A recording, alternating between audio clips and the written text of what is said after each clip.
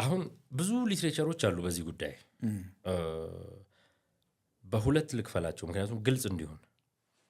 ኤአይ የትኛው ኤአይ ብለን እንያዘው። ይሄ ፓወርፉሉ ሱፐር ኤአይ ወይም አርቲፊሻል ጀነራል ኢንቴሊጀንስ የምንለው ላይ የደረስን ጊዜ ኦፍኮርስ ቻው እንለዋለን ስራ። አሁን ግን እዛ ላይ አልደረስንም። አሁን ያለነው ናሮ ኤአይ የምንለው ደረጃ ላይ ነን። በሆኑ ዲሲፕሊኖች ወይም የስራ መስኮች ወይም እውቀቶች ስፔሲፊክ የሆነ እውቀት አለው ያ አርቲፊሻል ኢንቴሊጀንስ ሲስተም እንጂ ሁለገብ ሆኖ ሙሉን ማገናዘብ ማሰላሰል ችሎ የሚሰራ አይደለም። ስለዚህ እዚህኛው ስቴጅ ላይ ስንሆን ነው አሁን ክርክሩ የሚመጣው።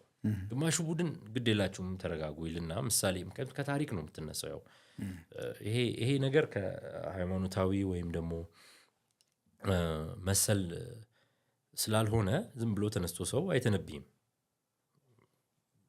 አናላይዝ ነው ሊያደርገው የሚሞክረው። አናላይዝ ሲያደርገው ደግሞ የሚነሳው ቀደምት ምን ነበረ ነው አይደል? ስለዚህ እሱ ሉዳይት በእንግሊዝ ሪቮሉሽን ጥጥና ገሌመሌ የሚሰሩት ፋብሪካዎች ስቲም ሲመጣ አንድ ሰው ምናምን የነበረውም በፋብሪካ ሲሆን ሳምባዲ ሉዳ ምናምን አለው ስሙ። ሉዳይትስ የተባሉት ለዛ ነው። ፋብሪካዎቹ ማቃጠል፣ በድንጋይ መስበር ከስራ አስወጣቸው። ሾርት ተርም ነው፣ ለአጭር ጊዜ ነው።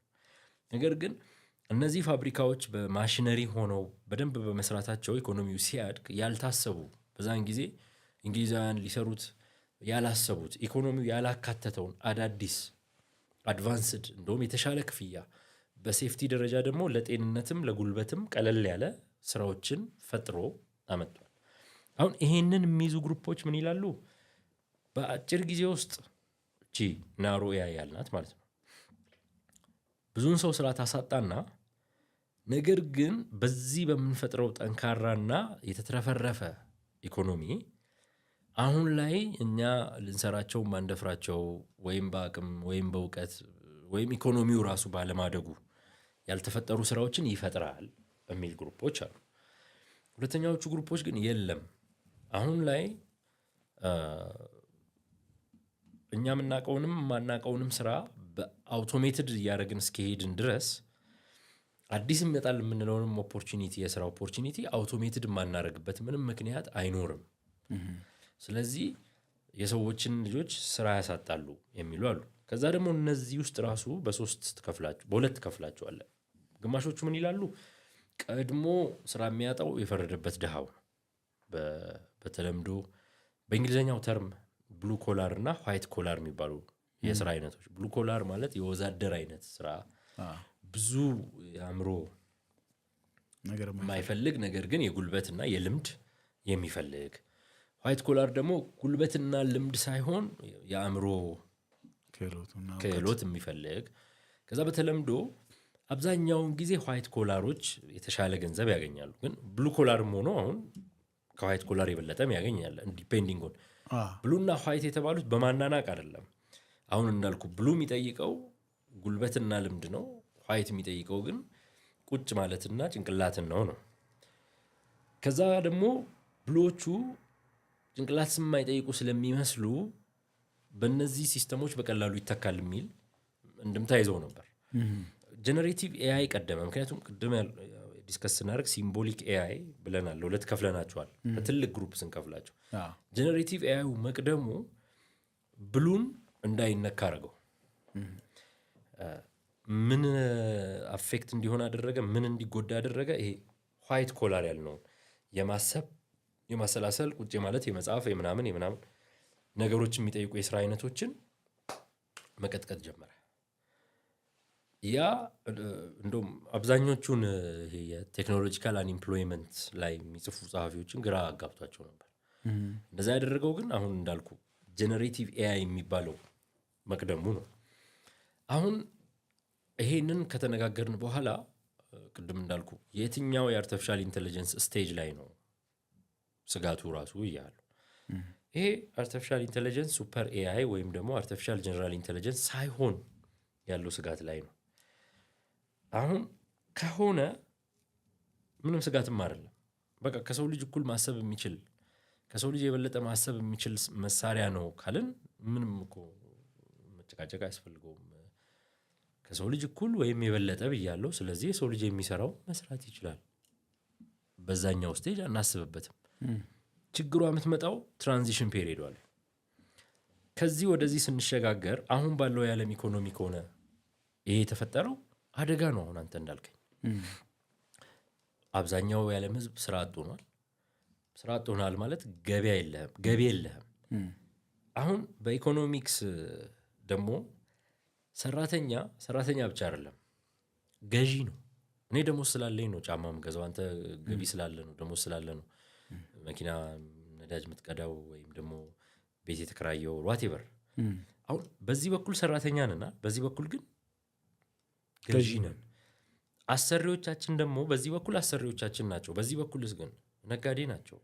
የአንተ ድርጅት የኔ ድርጅት ዋቴቨር ፋብሪካ በለው ሆስፒታል በለው እየሸጠ ነው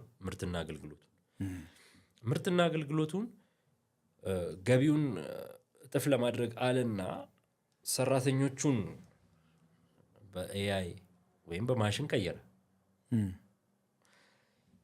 ልክ በዛው ፐርሰንቴጅ ገበያውን ገደለ ማለት ነው። የመጀመሪያዎቹ ዓመታት ላይ ላይሰማቸው ይችላል። በቀጣዮቹ ዓመታት ምክንያቱም የመጀመሪያዎቹ ዓመታት ላይ እኔ እናንተ አረረችም እኔ እናንተ ስል ሙሉ ዓለም ላይ ዩሮፕ ዩኤስን ጨምሬ ነው ያጠራቀምናት ከ5 ብር አንስቶ እንደየሀገሮቹ አለች። እንግዲህ ቀጣዩን ስራ እስክንል እየተላፋን እየተጋፋን ያቺ ጥሪታችንን እናሟጣለን። እንደ ቅድሞ 80 ሺህ ብር እንደ እኔ 80 ሺህ ብር ማለት ነው። ተሟጣ ስታልቅስ ምንም አናመጣም። ያቺ ትራንዚሽን ወይም ሞመንተሟ እነዚህን አካላት ያነቃቸዋል ነው ፖዚቲቭሊ ሲታሰብ። ምክንያቱም ሰሪ ማለት በኢኮኖሚክስ ጨዋታ ውስጥ ገዢ ነው። ሰሪህም በማሽን አባራሃል። ሰሪህ ያጠራቀማትን ጥሪት እየበላ እየገዛህ ቆይቶ ነበር። ጥሪቷን ሲጨርስ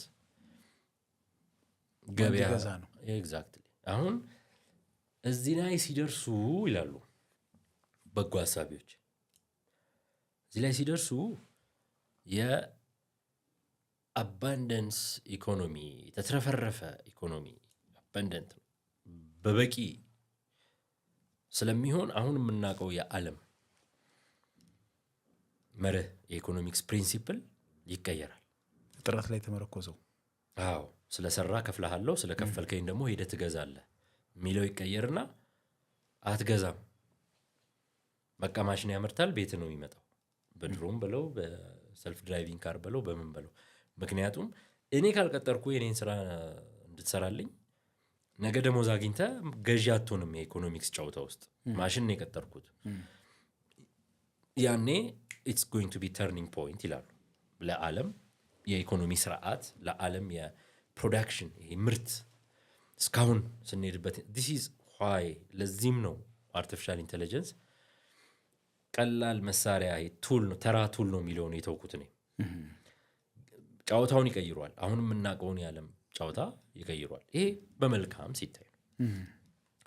እድለቢስ ከሆንን ደግሞ እነዚህ ሰዎች ገብጋባ የሆኑ አሁንም ይህን ሲስተም አንቀይርም ካሉ መጀመሪያ በየሀገሮቹ እጅግ ሰቅጣጭ የሆነ ኢኒኳሊቲ ይፈጠራል። አብዛኛው ህዝብ በማሽን ተተክቷል። ይሄ ኢኒኳሊቲ፣ ይሄ እኩል ያለመሆን የገበያ በየሀገሮች ውስጥ ግጭቶችና በዛው በሀገር ውስጥ ያለ ሲቪል ዲስኮርዳንስ ነው የህብረተሰብ አለመረጋጋት መጀመሪያ ይመጣል። የህብረተሰብ አለመረጋጋት ወደ ህብረተሰብ ቁጣ፣ የህብረተሰብ ቁጣ ወደ አመፅ፣ ህብረተሰባዊ አመፅ፣ ከዛ በኋላ ፌልድ ስቴት ወደምትለው ይመጣል። ምክንያቱም ገቨርንመንቱም ስራ መፍጠር አይችልም፣ ማሽን ነው እየሰራ ያለው። እነዚህ ደግሞ የነዚህ አምራቹ ባለቤቶቹ ደግሞ ግሪዲ ሆነው ሰው አልቀጠሩም ማሽን ስለሚያዋጣ። ሰው አለመቅጠራቸው ደግሞ እነሱም ገቢ እንዳያገኙ ገሏቸዋል። የሚፈጠረው ይሄ ነው። ስለዚህ ያቺን ትራንዚሽን ፔሪየድ ላይ ነቅተው ዓለም አሁን የምናውቀውን የኢኮኖሚክ ፕሪንሲፕሎች ካልተውናቸው ካልቀየርናቸው የሚጠብቀን ይሄ ነው። የመንገራጨጭ እና የኬዎስ ነው። ከዛ በኋላ ፈላስፎቹና በዚህ አትሊስት የቴክ አሳቢዎች ዲስቶፒያን ይሉታል። ይሄ ፊልም ላይ የምናየው የፈረሰች ዓለም ምናምን አይነት ፊውቸር ኢንድ ኦፍ ዘ ወርልድ አይነት ይመጣል። በቃ ኮምፕሊትሊ አላለቀም፣ ግን በቃ ሲቪላይዜሽን ተዳክሞ የሰው ቁጥር ቀንሶ ይሄ ብሩታል ስቴት ኔቸር ኦፍ ስቴቱ የመጣላት ለትንሽዬ እንትን ሪሶርስ የሚቀረማመት ይሆናል ይላሉ ማለት ነው። ስለዚህ በሁለቱም መልኩ እንደዚህ አድርገን እናየዋለን።